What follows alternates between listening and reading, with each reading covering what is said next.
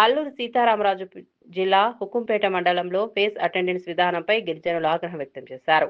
దుర్గం పంచాయతీ దారగెడ్డ గ్రామానికి చెందిన గిరిజన కూలీలు తమ సమస్యలను వెల్లడించారు. రోజువారీ పనులను సకాలంలో పూర్తి చేస్తున్నప్పటికీ ముఖ హాజరు నమోదయ్యే వరకు పనులు ముగించుకుని ఇంటికి వెళ్లలేకపోతున్నామని చెప్పారు. హాజరు కోసం గంటల తరబడి వేచి ఉండటంతో విలువైన సమయం వృధా అవుతుందని, అదే సమయంలో ఇతర కూలీ పనులకు వెళ్లే అవకాశం కోల్పోతున్నామని తెలిపారు.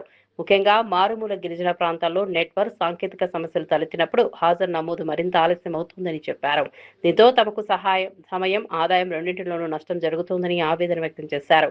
గిరిజన ప్రాంతాల పరిస్థితులను దృష్టిలో పెట్టుకుని ఫేస్ అటెండెన్స్ విధానాన్ని అధికారులు పునః సమీక్షించాలని కోరారు.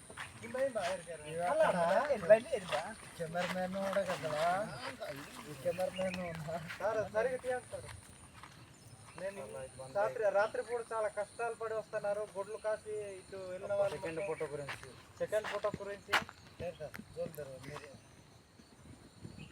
పద్ధతి తీసేయడం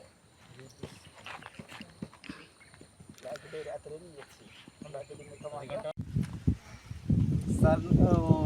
ఛానల్ వాళ్ళకి నమస్కారం సార్. అదే మాది అల్లూరు సీతారామరాజు జిల్లా హుకుంపేట మండలం దుర్గం పంచాయతీ దారగడ్డ విలేజ్ సార్.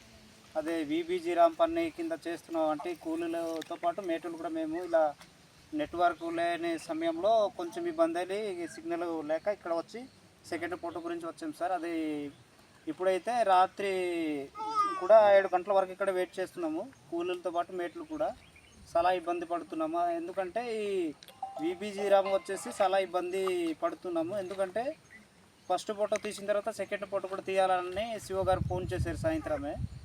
అది లేకపోతే అవదనంగానే అదే ఎంత రాత్రి అయినా మేము ఇక్కడ సిగ్నల్ దగ్గర వచ్చేసి మేము ఇక్కడ సెకండ్ ఫోటో తీయడం అవుతుంది సార్. అది